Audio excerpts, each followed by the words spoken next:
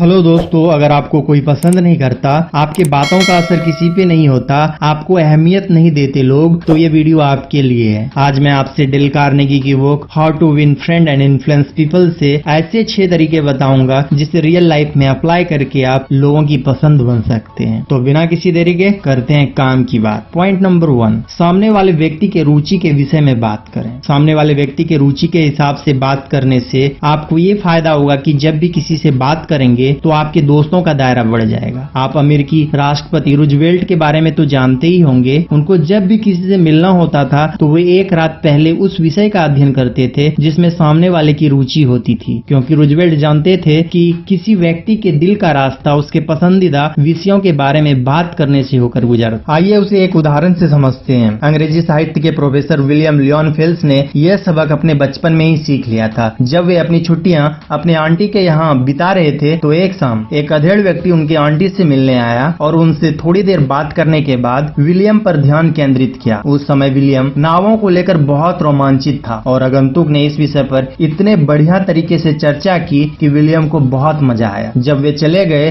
तो विलियम ने उस व्यक्ति की बहुत तारीफ की, कितना बढ़िया आदमी था। उनकी आंटी ने बताया कि वह न्यूयॉर्क का वकील था और उसे नाव में जरा भी रुचि नहीं थी। वो विलियम ने अपनी आंटी से पूछा, फिर भी वो पूरे समय नावों के बारे में चर्चा क्यों करते रहे? तो आंटी ने बताया कि वह एक समझदार और सभ्य आदमी था। वह जानता था कि तुम्हारी दिलचस्पी नावों में थी, इसीलिए उसने इस विषय पर तुमसे बातें की ताकि उसकी बातें तुम्हें रोचक लगे और तुम्हें खुशी मिले। उसने तुम्हारे लिए खुद को रोचक बनाया था, इसलिए तुम्हें वह इतना पसंद आया। दोस्तों, आप भी दूसरे यानी कि सामने वाले व्यक्ति की रुचि के हिसाब से बात कर उन्हें रोमांचित कर सकते हैं और उनके चहेते बन सकते हैं। पॉइंट नंबर 2, दूसरे लोगों में रुचि लें। दूसरे लोगों में रुचि लेकर आप 2 महीने में इतने दोस्त बना सकते हैं जितने कि आप 2 साल में बना पाएंगे। जिन व्यक्ति की दूसरे लोगों में दिलचस्पी नहीं होती है उसे जीवन में ज्यादा कठिनाई होती है और वह दूसरों को सबसे ज्यादा नुकसान पहुंचाता है। इस तरह के व्यक्ति सबसे ज्यादा असफल देखे गए हैं। न्यूयॉर्क टेलीफोन कंपनी ने यह जानने के लिए सर्वे किया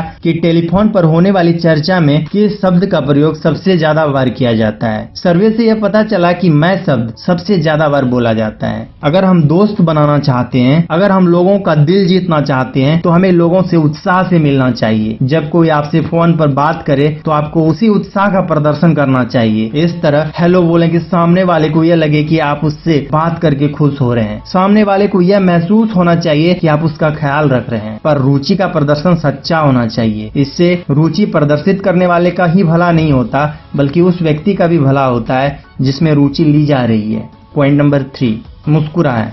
इसमें कुछ खर्च नहीं होता पर इससे मिलता बहुत है। कोई भी इतना अमीर नहीं कि इसके बिना जी सके और कोई भी इतना गरीब नहीं कि इसका लाभ ना उठा सके। यह घर में सुख लाती है, बिजनेस में सद्भावना भरती है और दोस्ती को मजबूत करती है। यह थके हुए के लिए आराम है, निराश लोगों के लिए आशा की किरण है, दुखी लोगों के लिए सूर्य की रोशनी और कष्टों के लिए प्रकृति की सबसे बेहतरीन दवा है। पर ध्यान रहे, झूठी मुस्कुराहट से कोई फायदा नहीं होगा। हम समझ जाते हैं कि यह बनावटी है और इसलिए हम उसे पसंद नहीं करते हैं। मैं जिस मुस्कुराहट की बात कर रहा हूँ वह असली मुस्कुराहट होती है, दिल को छू लेने वाली मुस्कुराहट। ऐसी मुस्कान जो दिल से निकलकर दिल तक पहुँचती है, इसलिए बाजार में इसकी कीमत बहुत अधिक होती है। दोस्तों, जब भी आप किसी से मिलें तो मुस्कुरा कर मिलें। दोस्तों का स्वागत मुस्कुराहट के साथ करें और सही मानसिक नजरिया रखें। इच्छा से समस्त वस्तुएं हासिल हो सकती है और सच्चे दिल से की गई हर प्रार्थना पूरी होती है। जैसा हम दिल से सोचते रहेंगे हम उसी तरह के बन जाते हैं। तो दोस्तों, हमेशा मुस्कुराएं और दूसरे के चेहरों पर भी मुस्कुराहट लाएं। पॉइंट नंबर 4, व्यक्ति का नाम उसके लिए सबसे महत्वपूर्ण होता है। जब भी आप नए लोगों से मिलिए तो उनका पूरा नाम जरूर पूछिए। उसके परिवार, बिजनेस और राजनीतिक विचारों के बारे में जानकारी लीजिए। इन तथ्यों और उनके चेहरे को अपने दिमाग में बिठा लीजिए और अगली बार जब भी उस व्यक्ति से मिले तो उससे हाथ मिलाते वक्त उसके परिवार के बारे में पूछें। ऐसा करने से लोग आपसे प्रभावित होंगे। ज्यादातर लोग नाम इसलिए याद नहीं रख पाते क्योंकि वे किसी नाम पर ध्यान एकाग्र करने, उसे दोहराने और अपने दिमाग में बिठाने के लिए ना तो समय देते हैं और ना ही मेहनत करते हैं। और वे अपने बचाव में ये बहाना बनाते हैं कि वे बहुत व्यस्त हैं, पर वह शायद फ्रैंकलिन डी रूजवेल्ट से ज्यादा व्यस्त नहीं होंगे। रूजवेल्ट जानते थे कि सद्भावना हासिल करने के सबसे आसान और महत्वपूर्ण तरीकों में से एक है लोगों का नाम याद रखना। लोगों को महत्वपूर्ण अनुभव कराता है। दोस्तों, अच्छे मैनर्स के लिए छोटे छोटे त्याग तो करने ही पड़ते हैं। पॉइंट नंबर 5, अच्छे श्रोता बने। दूसरों को खुद के बारे में बात करने के लिए प्रोत्साहित करें। जो लोग खुद के बारे में बात करते हैं वो केवल खुद के बारे में ही सोचते हैं। वो अशिक्षित होते हैं, वे शिक्षित नहीं होते, चाहे वे कितने ही पढ़े लिखे क्यों न हो। अगर आप एक अच्छा वक्ता बनना चाहते हैं तो ध्यान से सुनने की आदत डालें। अच्छा श्रोता बने। दिलचस्प बनने के लिए लोगों की बातों में दिलचस्पी लें। ऐसे सवाल पूछें जिनका जवाब देने में सामने वाले को मजा आए। उनके बारे में, उनकी उपलब्धि के बारे में बात करने के लिए उन्हें प्रोत्साहित करें। याद रखें कि लोगों को आप में या आपकी समस्याओं में जितनी रुचि है उससे 100 गुना ज्यादा रुचि उन्हें अपने आप में, खुद की समस्याओं में है। सुनने की कला कितना महत्वपूर्ण है, आइए इस उदाहरण से जानते हैं। न्यूयॉर्क की मिली एस्पोसितो ने यह आदत डाली थी कि जब भी उनके बच्चे कुछ कहना चाहते थे तो वो ध्यान से उनकी बात सुनती थी। एक दिन वे शाम को अपने बेटे रॉबर्ट के साथ बैठी हुई थी।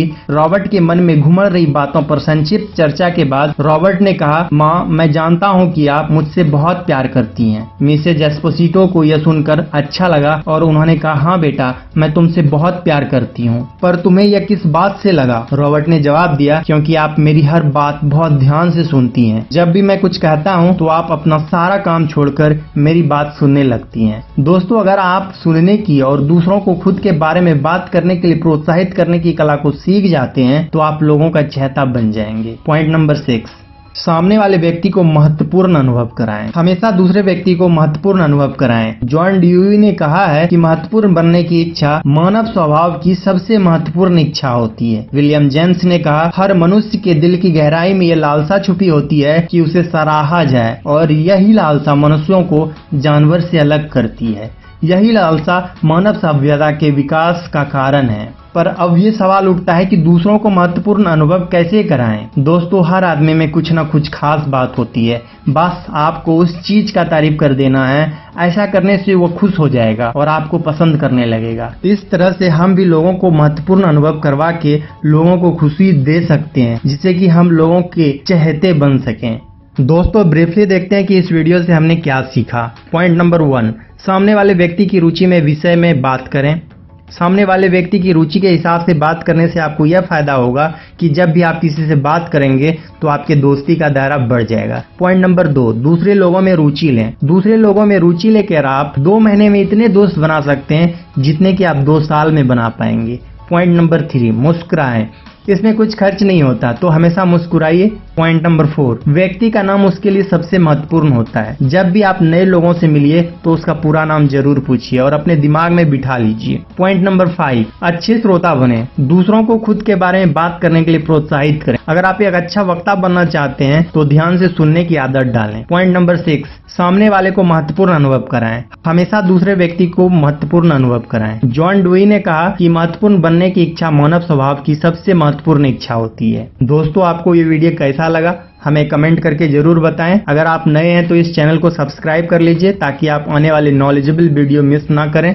तो मिलते हैं नेक्स्ट वीडियो में। Keep learning, keep improving. Thanks for watching.